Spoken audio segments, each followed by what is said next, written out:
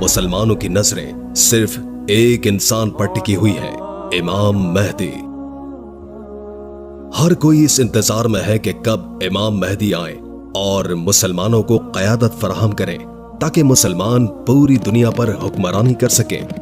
लेकिन हर कोई ये जानना चाहता है कि इमाम महदी आएंगे कब। क्या इमाम महदी का ज़हूर सिर्फ मुसलमानों की किताब में ही लिखा है या फिर दुनिया के मुख्तलिफ मज़ाहिब की किताबों में भी इमाम महदी के आने की पेशगोइयां की गई हैं?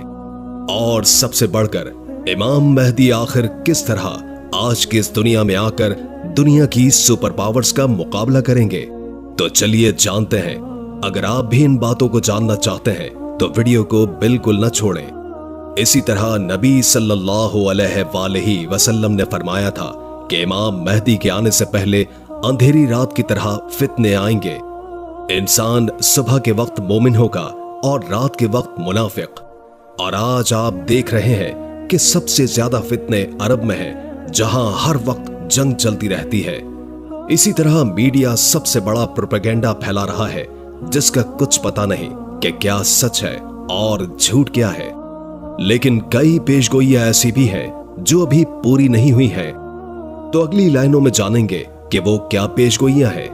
अगर आपको हमारी वीडियोस पसंद आए और आप इमाम महदी के बारे में मजीद जानना चाहते हैं तो बराह मेहरबानी कमेंट्स में अपनी दुआओं और ख्यालात का इजहार कीजिए और अपने पूरे नाम के साथ दुआ के लिए कमेंट्स करें। जैसे कि नबी सल्लल्लाहु अलैहि वसल्लम ने फरमाया था कि इमाम महदी के आने से पहले यमन से एक इंसान निकलेगा जो लोगों को सच और इमाम महदी की तरफ बुलाएगा।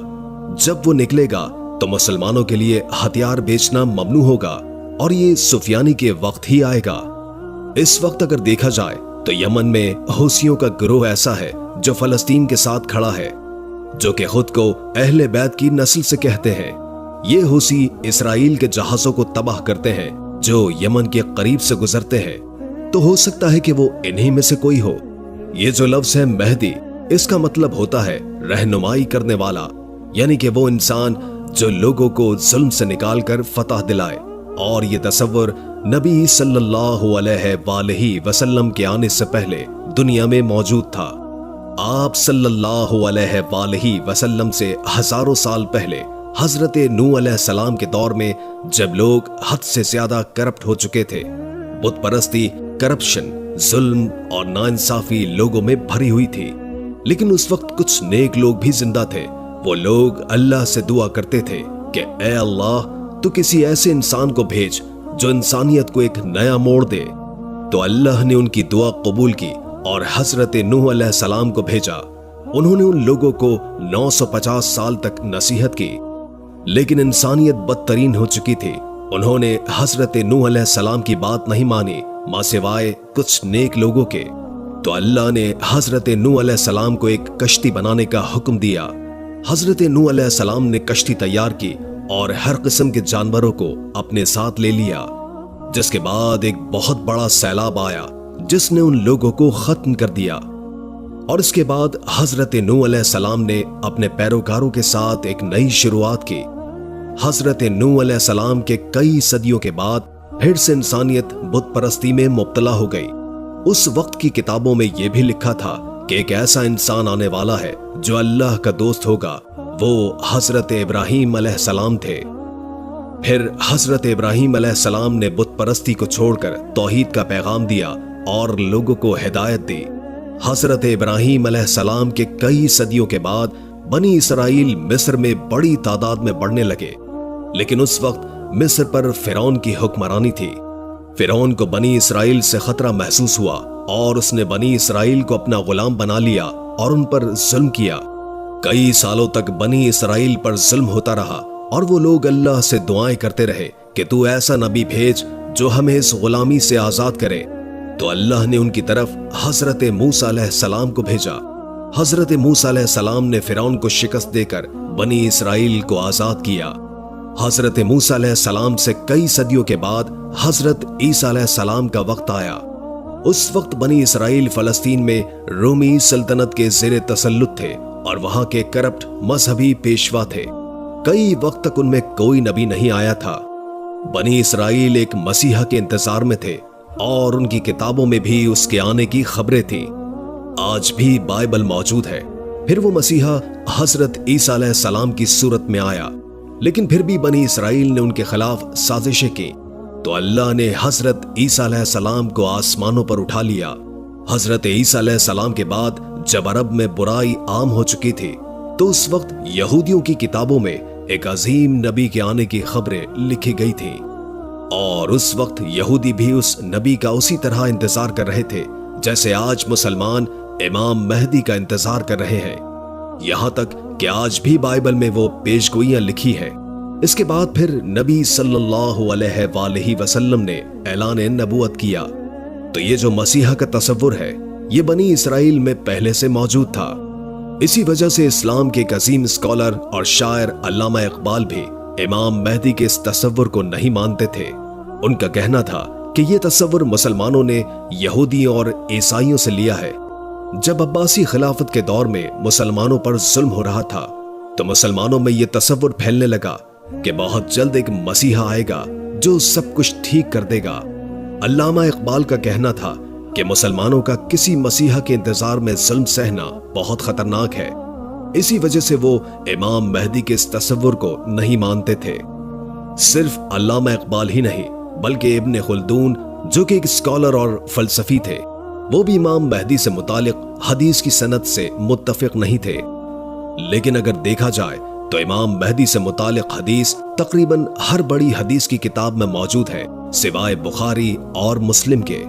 सुन्नी और शिया दोनों किताबों में कई अहदीस मौजूद हैं, वो भी बिल्कुल सही सनद के साथ। सिर्फ इस्लाम ही नहीं, बल्कि दुनिया के हर बड़े मजहब की किताबों में एक मसीहा के आने की पेशगोइयां मौजूद है। जैसे कि मेसोपोटामिया में एक चरवाहे का जिक्र मौजूद है जो मसीहा होगा, और मिस्र में ओसरेस नाम के इंसान का जिक्र मौजूद है जो जमीन को दोबारा जिंदा करेगा।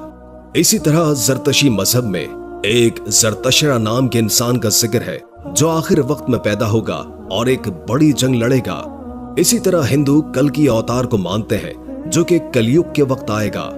वो सफेद रंग के घोड़े पर सवार होगा और उसके हाथ में तलवार होगी जो जुल्म के खिलाफ लड़ेगा और पूरी दुनिया में दीन फैलाएगा। बुद्ध मजहब में भी एक मात्रिया नाम के इंसान का जिक्र मौजूद है जो उस वक्त आएगा जब लोग दीन से फिर जाएंगे। वो सच फैलाएगा और दुनिया को सीधी राह दिखाएगा। इसी तरह यहूदी भी अपने मसीहा को मानते हैं जो कि मुस्तकबिल में आने वाला है, लेकिन उनका वो मसीहा दज्जाल होगा जो उन्हें क़यादत देगा और तीसरा हैकल बनाएगा। वही ईसाई हजरत ईसा अलैहिस्सलाम के नुज़ूल को मानते हैं जिन्हें मुसलमान भी मानते हैं।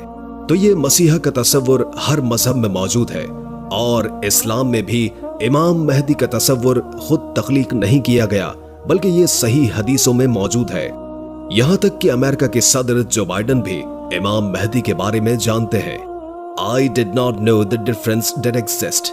I did not know what the hidden imam is. यानी मैं नहीं जानता था जो फर्क मौजूद है, मैं नहीं जानता था कि छुपे इमाम का क्या मतलब है। और नेतन्याहू भी ये जानते हैं कि मुसलमान दोबारा खिलाफत कायम करेंगे।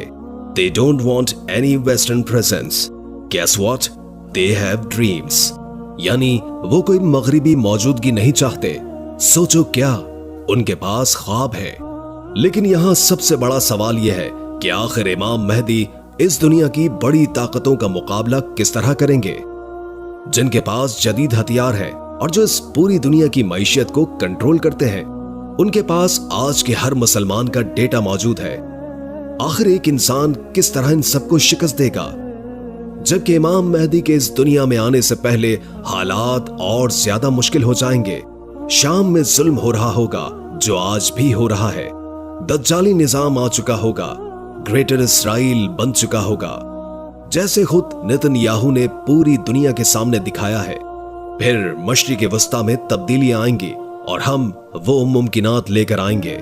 करप्शन, जुल्म, नाइंसाफी लोगों में भरी हुई होगी, लेकिन उस वक्त कुछ नेक लोग भी जिंदा थे। वो लोग अल्लाह से दुआ करते थे कि ऐ अल्लाह, तू किसी ऐसे इंसान को भेज जो इंसानियत को एक नया मोड़ दे। तो अल्लाह ने उनकी दुआ कबूल की और उनमें हजरत नूह अलैहिस्सलाम को भेजा। انہوں نے ان لوگوں کو 950 سال تک نصیحت کی، لیکن انسانیت بدترین ہو چکی تھی۔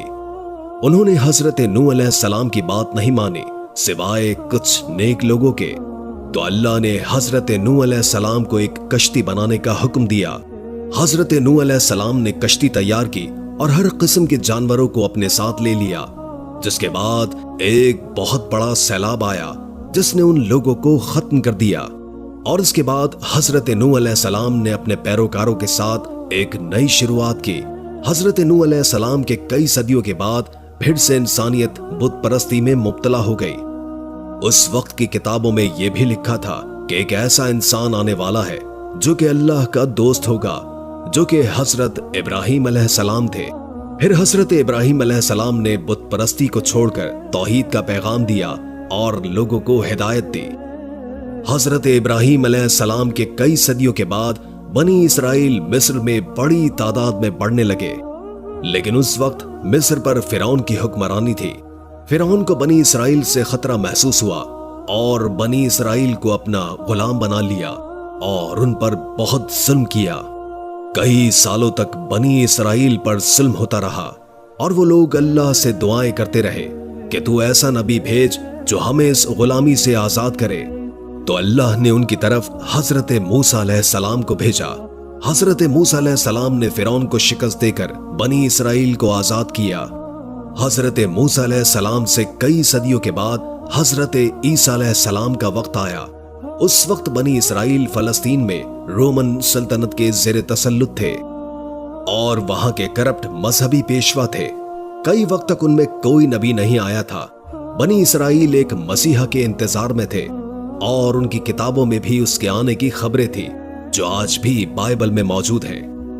پھر وہ مسیحا حضرت عیسیٰ علیہ السلام کی صورت میں آیا، لیکن پھر بھی بنی اسرائیل نے ان کے خلاف سازشیں شروع کر دی، تو اللہ نے حضرت عیسیٰ علیہ السلام کو آسمانوں پر اٹھا لیا۔ بنی اسرائیل فلسطین میں رومن کے زیر تسلط تھے اور کرپٹ مذہبی پیشوا ان کے امام تھے، اور کئی وقت سے ان میں کوئی نبی نہیں آیا تھا۔ بنی اسرائیل ایک مسیحا کے انتظار میں تھے اور ان کی کتابوں میں بھی اس کے آنے کی خبریں لکھی تھیں جو کہ آج بھی بائبل میں موجود ہیں۔ اور پھر وہ مسیحا حضرت عیسیٰ علیہ السلام کی صورت میں آیا، لیکن پھر بھی بنی اسرائیل نے ان کے خلاف سازشیں کی، تو اللہ نے حضرت عیسیٰ علیہ السلام کو آسمانوں پر اٹھا لیا۔